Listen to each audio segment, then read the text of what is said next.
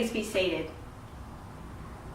My name is Christy, and this is Harry, our funeral director, and this is his assistant Terry, and today we are representing Coastal Funerals.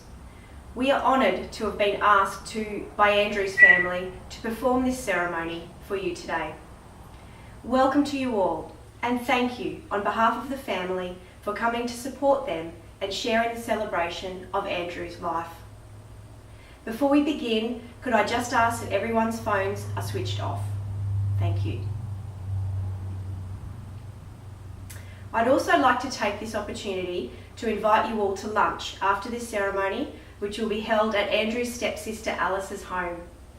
You'll find the address in the order of service booklets that have been handed out. Again, welcome to you all, the family and friends of Andrew Stephen Wright. We are gathered here today not to mourn the passing of Andrew, but to celebrate his life. Andrew requested that we make this a celebration, and in his final days he made sure it was known that he wanted it to be an authentic and simple ceremony to celebrate the life that he led that was full. Andy's life revolved around his family, his wife Susan and his 3 children, Jack, Tom and Zoe. Andy's biggest achievement in life was welcoming these 3 beautiful children into this world, and he lived for them every day.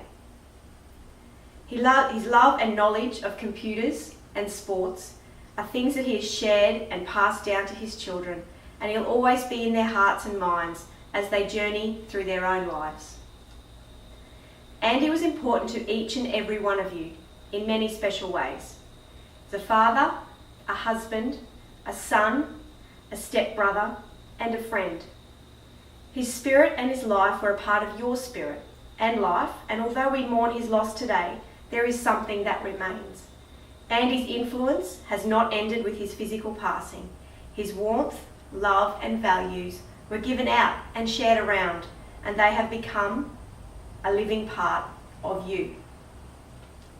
He would not want you to be sad and your hearts full of grief, but he would want you to fill that empty space left by his passing with the presence of his love.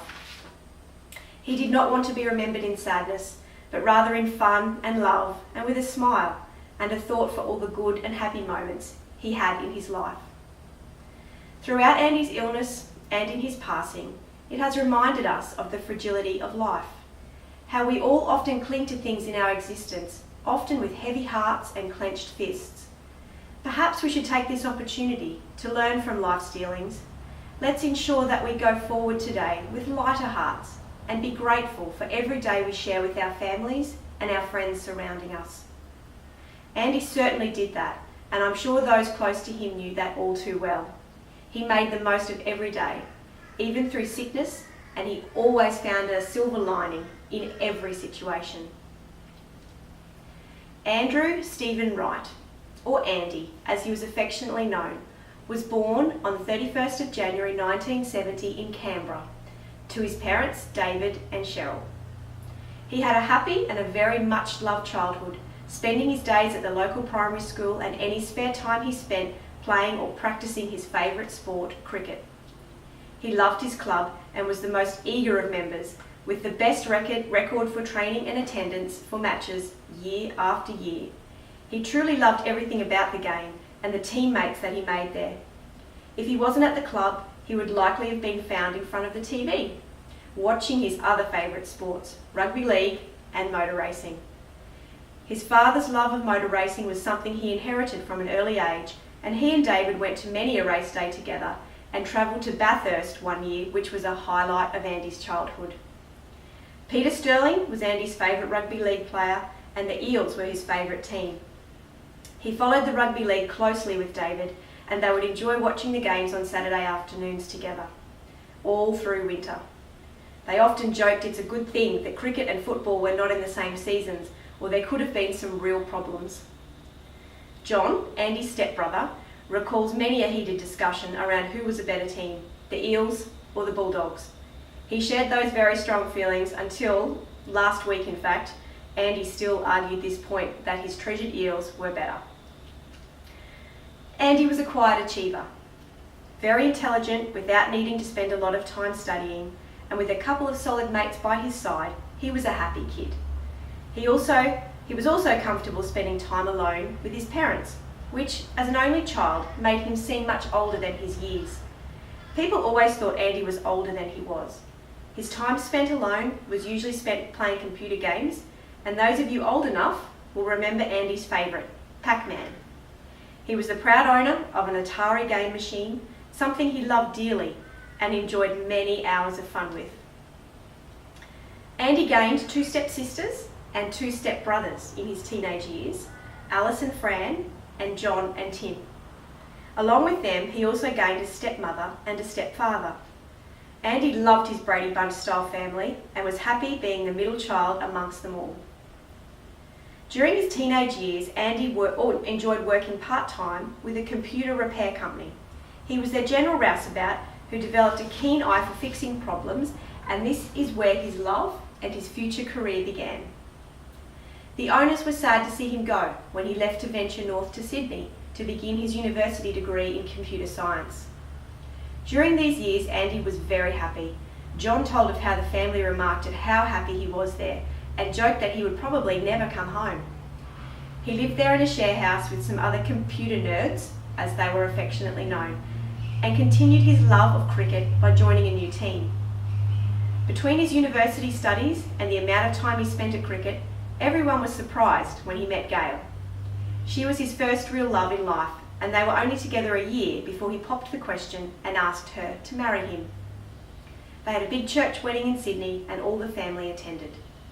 The boys, Jack and Tom, came along shortly after, and they all happily moved to Queensland when Andy was offered a great position with a big firm heading up their IT department. It was at this time that David and Cheryl realised he really wasn't returning to Canberra, and he was only heading further north. Andy was a very dedicated and passionate dad who loved being a part of the little boys' lives. Despite he and Gail going their separate ways, he continued his solid relationship with the boys and loved nothing more than spending weekends with them at their own cricket matches. He absolutely loved a very special week he spent with them 3 years ago when he took them to Bathurst camping. A whole week with his boys surrounded by fast cars and petrol fumes was his idea of heaven. Andy met his second wife Susan shortly after this trip and was completely blown away when their pregnancy with little Zoe was confirmed.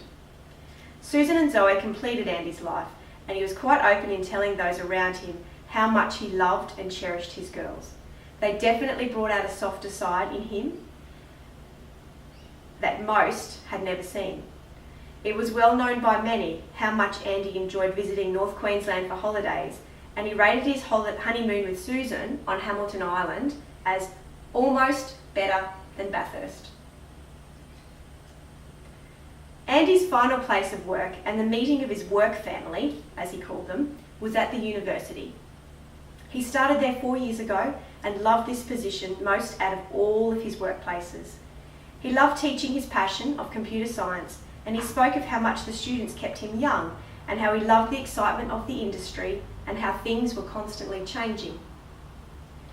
Andy was also known for his love of his lawnmower. His lawn was the envy of the neighbourhood and was known to be down on hands and knees with hand shears clipping the edges. He loved a well-mowed lawn and a tidy garden, and although he was teased and laughed at by many, he was also secretly envied. This trait extended to grooming as well. And those who spent time with Andy in the past couple of years would know that he really did not approve of the hipster look and the long beards and the man buns. A clean-shaven and short back and sides suited Andy his whole life. Just like his lawn, Andy had a haircut at least every 4 weeks, whether it needed it or not. His other passion in life was animals and their welfare. His old dog Barney passed away last year, and it was a very tough time for him after having his best mate by his side for 15 years. He was a volunteer at the Animal Refuge and was always collecting food, blankets and toys to donate to them. He donated his time also whenever he could, and he really loved helping out there. The kids also inherited this love of collecting and donating items, and this love and kindness is already showing in the children and the way that they have said that they would like to continue this work. As a final thought, Andy asked that in lieu of flowers today, guests and supporters of his family may like to make a donation to the Animal Refuge, a place that brought him a lot of joy. Andy and his family would like to thank a lot of people. The hospital staff, and especially Dr. S for their support right from the beginning of his diagnosis through to the end when he was quite unwell. Their unwavering support and knowledge really helped both Susan and Andy. Andy's GP, Dr. Long, for always being available and sorting out any issues that popped up with speed and compassion. The home care nurses were a huge help physically and mentally for the whole family in the last 3 months. Susan is forever grateful to you.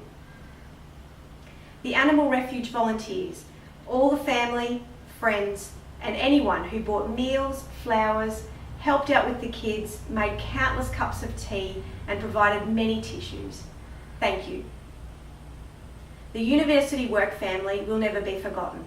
The support, camaraderie, and flexibility you gave to Andy in the past couple of years, allowing him to continue working small amounts to keep him occupied and valued, was a huge help. As well, of course, your visits, phone calls, and sweet treats you brought were hugely appreciated also. Today marks a new stage, and although Andy is not here in the same way, his love lives on in the things he has given in his life and which remain in the hearts and memories of those who've had the pleasure of knowing him. Along with our sadness, we should find things to also be glad about. Glad that he's not suffering anymore and is at peace. Glad for the joys that he had and for the fullness of his life. Be glad for having known Andy and the things that he gave and the things that he taught us. Andy had a quest for life, living each day to the full and for always finding a silver lining. So we would like to share with you That Man is a Success by Ralph Emerson. To laugh often and much, to win the respect of intelligent people and the affection of children, to earn the appreciation of honest critics and endure the betrayal of false friends, to appreciate beauty, to find the best in others, to leave the world a bit better, whether by a healthy child, a garden patch, or a redeemed social condition, to know even one life has breathed easier because you lived. This is to have succeeded. I think we all agree that Andy most certainly succeeded in those things, and so many more. Our time of reflection is one where we can remember our happy thoughts about Andy as we listen to one of his favourite songs and look at some pictures of his happy times.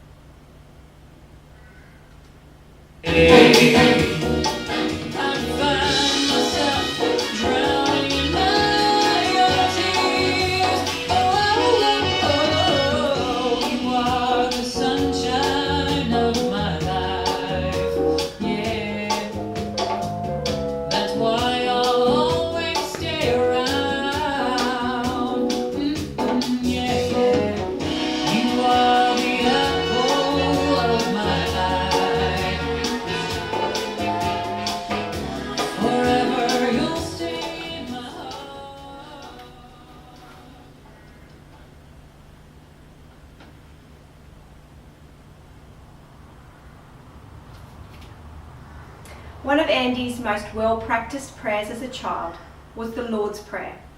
Please join with me now. Our Father, which art in heaven, hallowed be thy name. Thy kingdom come. Thy will be done on earth as it is in heaven. Give us this day our daily bread, and forgive us our trespasses, as we forgive those who trespass against us. Lead us not into temptation, but deliver us from evil. For thine is the kingdom, the power, and the glory, forever and ever. Amen. Andy, This is not goodbye, but thank you. Thank you for touching our lives and for bringing so much joy. Thank you for the memories that will be cherished by everyone forever. Thank you for the good times and all of your hard work. Thank you for your kindness, your love and your laughter. But most of all, Andy, thank you for being you. You leave this world a much richer place than you found it. So while we say farewell to Andy that we knew, we greet the Andy who has become a part of us forever as he lives on in the thoughts and memories we will cherish. Andy, your life we honour, your departure we accept, and your memory we cherish. In grief at your death, but in gratitude for your life and for the privilege of sharing it with you, we commit your body for cremation. We give eternal thanks for all the good things you have done, and for any mistakes you made, we forgive you. And now commit your soul to rest in eternal peace. Earth to earth, dust to dust, ashes to ashes.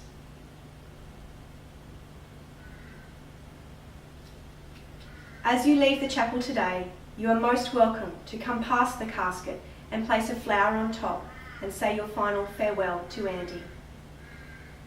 My sincere thank you for being here today, and I wish you all a safe homeward journey filled with many memories of the wonderful man, Andy. Thank you.